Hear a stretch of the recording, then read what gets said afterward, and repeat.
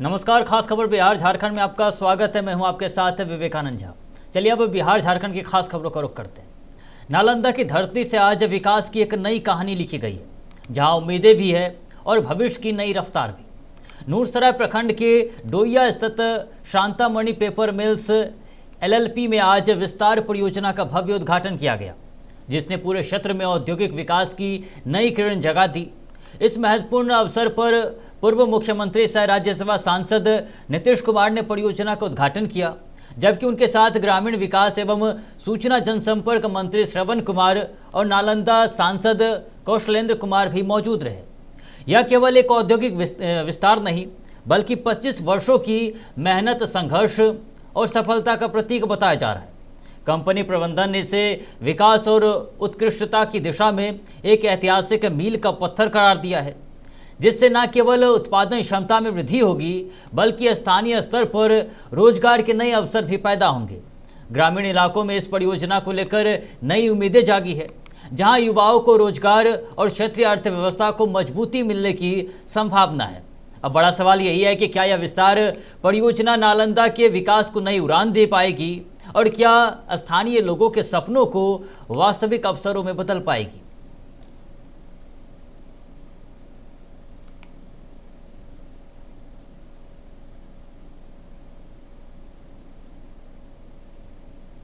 वहीं बिहार की राजनीति में एक बार फिर चुनावी सरगर्मी तेज हो गई है और इस बार नजरें टिकी है पटना के प्रतिष्ठित बांकीपुर विधानसभा उपचुनाव पर, जहां जनसुराज पार्टी ने अपने सबसे चर्चित चेहरे प्रशांत किशोर को उम्मीदवार घोषित कर बड़ा राजनीतिक संदेश देने की कोशिश की है। कोर कमेटी की बैठक के बाद हुई इस घोषणा ने राज्य की सियासत में हलचल मचा दी है। उम्मीदवार घोषित होने के बाद प्रशांत किशोर ने पहली बार खुलकर अपनी प्रतिक्रिया दी है और पार्टी कार्यकर्ताओं, वरिष्ठ नेताओं और बिहार की जनता का आभार जताया है। उन्होंने कहा कि यह जिम्मेदारी उनके कंधों पर विश्वास के साथ दी गई है और वे इसे पूरी ईमानदारी से निभाएंगे। प्रशांत किशोर ने दावा किया कि अगले 5 वर्षों तक वे बिहार में बदलाव के लिए संघर्ष जारी रखेंगे और जब तक राज्य में वास्तविक परिवर्तन नहीं आ जाता।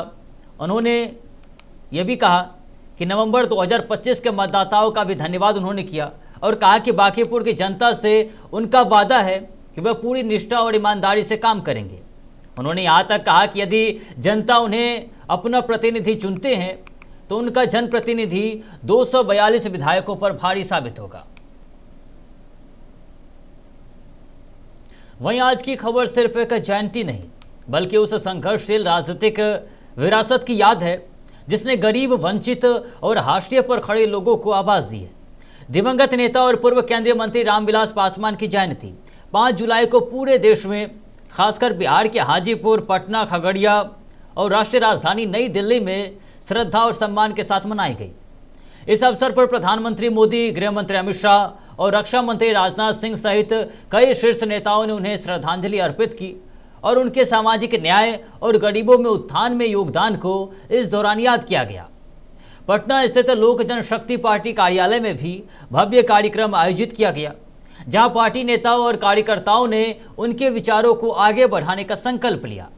इस मौके पर RLJP के राष्ट्रीय प्रवक्ता राजेश भट्ट और बिहार सरकार के मंत्री संजय सिंह मौजूद रहे। मंत्री संजय सिंह ने कहा कि रामविलास पासवान ने जीवन भर गरीबों के अधिकारों के लिए संघर्ष किया और आज पूरे देश में उनकी जयंती बड़े स्तर पर मनाई जा रही है। वहीं राहुल गांधी के बिहार दौरे पर प्रतिक्रिया देते हुए उन्होंने कहा कि पहले उन्हें अपने घर में झांकना चाहिए। जीतन राम मांझी से जुड़े सवाल पर उन्होंने कहा कि उनके नेता चिराग पासवान हमेशा न्याय और अन्याय के खिलाफ लड़ाई लड़ते रहे और जरूरतमंदों की लड़ाई हमेशा वो लड़ते रहे। देखिए, आज सरदार रामविलास पासवान जी, क्योंकि वो जन जन के नेता रहे हैं, कभी भी जात पात, धर्म, पार्टी पॉलिटिक्स नहीं किया। उन्होंने सब देखिए, आज हमारे नेता, हमारे संस्थापक, हम लोग के आदर्श, दलित, शोषित, वंचित, पिछड़ा और ऐसे सामान्य लोगों की आवाज पूरे देश में बनने वाले श्रद्धे से स्वर्गीय श्री रामविलास पासवान जी की आज जयंती समारोह देखिए, पूरे यहाँ प्रदेश कार्यालय से लेकर पूरे बिहार ही नहीं पूरे देश लेवल पर आज हमारे पूरे कार्यकर्ता धूमधाम से मना रहे हैं। आज रामविलास जी का जयंती समारोह में क्या कुछ कार्यक्रम? देखिए, आज का दिन हमारी पार्टी के लिए बहुत ही खास पल रहा और चूंकि हमारे जो स्वर्गीय रामविलास पासवान जी रहे हैं वो शोषित वंचितों के नेता रहे हैं, अल्पसंख्यकों के नेता रहे हैं और सारे वर्ग के लोग, सभी जाति धर्म के लोगों को हमारे नेता के ऊपर भरोसा रहा है और इसी भरोसे को कायम रखने के लिए हमारे जो नेता और राष्ट्रीय अध्यक्ष चिराग पासवान जी हैं उनके दिखाए हुए रास्ते पर चल रहे हैं और बिहार की जनता के लिए काम कर रहे हैं और अब बिहार की जनता का भरोसा है हमारे नेता के ऊपर, तभी उन्होंने MY के समीकरण के साथ बिहार फर्स्ट और बिहारी फर्स्ट के नारे के साथ। वहीं अगली खबर एक बार फिर उस संवेदनशील मुद्दों को सामने लाती है जहां न्याय, सवाल और सिस्टम की जवाबदेही एक साथ खड़े नजर आते हैं। भोजपुर जिले की बिलोटी गांव में आज उस समय माहौल भावुक और तनावपूर्ण हो गया जब बिहार सरकार के खाद्य मंत्री अशोक चौधरी भरत तिवारी के परिजनों से मिलने उनके घर पहुंचे। मंत्री ने परिजनों से मुलाकात कर उनकी पूरी बात सुनी और भरोसा दिलाया कि उन्हें न्याय जरूर मिलेगा और दोषियों पर सख्त कार्रवाई की जाएगी। इस दौरान उन्होंने एनकाउंटर की परिस्थितियों पर भी गंभीर सवाल उठाते हुए कहा कि जब यह घटना हुई तब SDM की भूमिका और मौजूदगी पर भी जांच होनी चाहिए। मंत्री के पहुंचते ही गांव में बड़ी संख्या में स्थानीय लोग जुट गए और माहौल काफ़ी देर तक चर्चा और भावनाओं से भरा रहा। अशोक चौधरी ने स्पष्ट कहा कि अगर जांच में पुलिसकर्मी दोषी पाए जाते हैं तो उनके खिलाफ सख्त कार्रवाई की जाएगी और किसी भी स्तर पर लापरवाही बर्दाश्त नहीं की जाएगी। उन्होंने परिजनों को हर संभव मदद का आश्वासन दिया। अब देखना होगा कि जांच में क्या सामने आता है और क्या पीड़ित परिवार को वास्तव में न्याय मिल पाता है या नहीं। वहीं 3 दशक, एक राजनीतिक सफर और एक ऐसी विचारधारा जिसने खुद को सामाजिक न्याय और वंचितों की आवाज के रूप में खुद को स्थापित करने का दावा किया। झारखंड के पाकुड़ में राष्ट्रीय जनता दल ने अपना 30वां स्थापना दिवस पूरे उत्साह और जोश के साथ मनाया। लड्डू बाबू आम बागान में आयोजित इस कार्यक्रम में बड़ी संख्या में पार्टी पदाधिकारी, प्रखंड अध्यक्ष और पंचायत स्तर के कार्यकर्ता शामिल हुए। मंच से पार्टी के इतिहास, सिद्धांत और सामाजिक न्याय की विचारधारा को दोहराया गया। जिला अध्यक्ष महावीर मड़ैया ने कार्यकर्ताओं से कहा कि वह राष्ट्रीय अध्यक्ष लालू प्रसाद यादव के संघर्ष, विचारों और आदर्शों को जन जन तक पहुंचाए। उन्होंने कहा कि लालू प्रसाद यादव ने 90 के दशक से गरीबों, पिछड़ों और वंचितों के अधिकारों की लड़ाई लड़ी थी और समाज के अंतिम पायदान पर खड़े लोगों को सम्मान दिलाने का काम किया। उन्होंने महंगाई के खिलाफ लालू यादव के आंदोलन का भी जिक्र करते हुए कहा कि जनता के मुद्दों को हमेशा प्राथमिकता दी गई।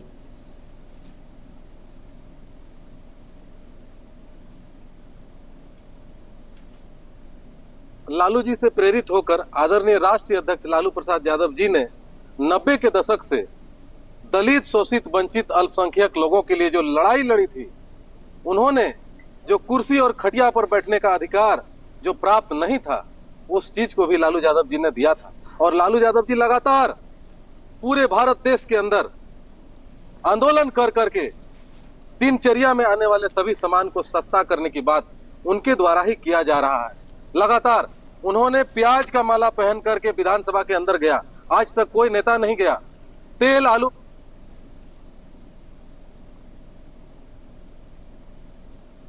वहीं बिहार की राजनीति से जुड़ी एक बड़ी और चर्चित तस्वीर राजधानी पटना से सामने आई है।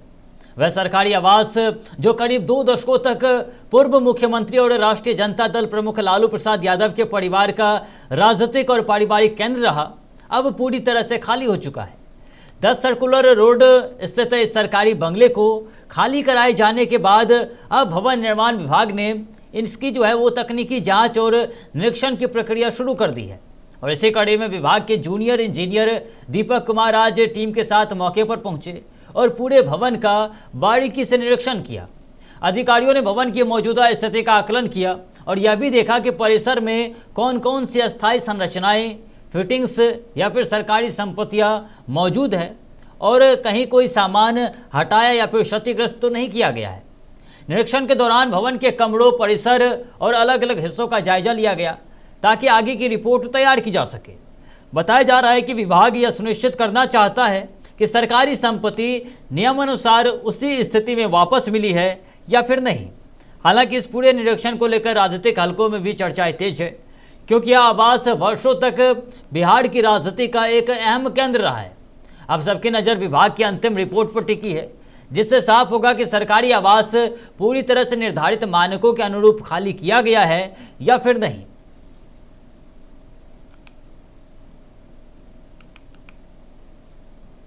वहीं कागजों पर विकास की तस्वीर भले ही चमकदार दिखाई दे, लेकिन जब करोड़ों नहीं बल्कि लाखों रुपए की सरकारी योजनाएं भी जमीन पर दम तोड़ दे, तो सबसे बड़ा नुकसान उस आम आदमी का होता है जो इन योजनाओं से राहत की उम्मीद लगाए बैठा होता है।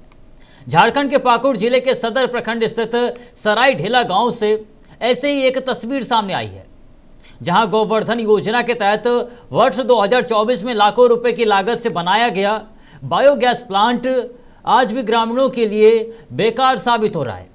हालात ये है कि गांव के घर घर तक पाइपलाइन तो बिछा दी गई है, लेकिन 2 साल बीत जाने के बाद भी एक भी घर तक बायोगैस नहीं पहुंच सकी। नतीजा ये है कि ग्रामीण आज भी धुएं से भरे पारंपरिक चूल्हों पर खाना बनाने को मजबूर है। स्थानीय लोगों का कहना है कि विकास के नाम पर सिर्फ पाइप बिछे हैं, लेकिन सुविधा आज तक नहीं मिली है। वहीं पेयजल एवं स्वच्छता विभाग के कार्यपालक अभियंता अनंत प्रसाद सिंह का कहना है कि प्लांट चालू है, लेकिन ग्रामीणों द्वारा प्रतिदिन निर्धारित मात्रा में गोबर उपलब्ध नहीं कराने के कारण पर्याप्त गैस तैयार नहीं हो पा रही है। विभाग का दावा है कि अगले 15 दिनों के भीतर व्यवस्था सुधार कर उपभोक्ताओं तक गैस पहुंचाने की पहल की जाएगी। अब बड़ा सवाल ये है कि आखिर इस योजना की जिम्मेदारी किसकी है, प्रशासन की, व्यवस्था की या फिर जागरूकता की कमी की? और क्या ग्रामीणों को 2 साल का इंतजार अब सचमुच में खत्म हो जाएगा? 2024 में वो गैस प्लांट बना था, इसलिए बना था कि गैस उस देगा बोला था साहब, अभी तक तो चालू नहीं हुआ है, इसलिए अभी चालू होना चाहिए। अच्छा, चालू तो अभी तक नहीं हुआ है। 2 बार बैठाया, 2 बार तो, एक बार तो बोला चालू करेंगे, पाइप सब दिया है, लेकिन चालू अभी तक नहीं किया है।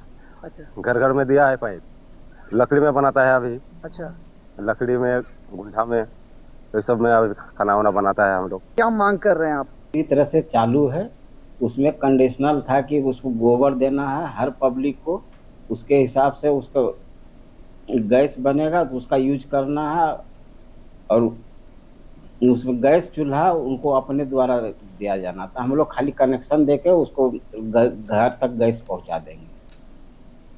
लेकिन अभी तक सर चालू नहीं हुआ है, कब तक चालू होगा, कितने लाभ? नहीं, योजना चालू है, उसके गैस चूल्हा वो लोग नहीं।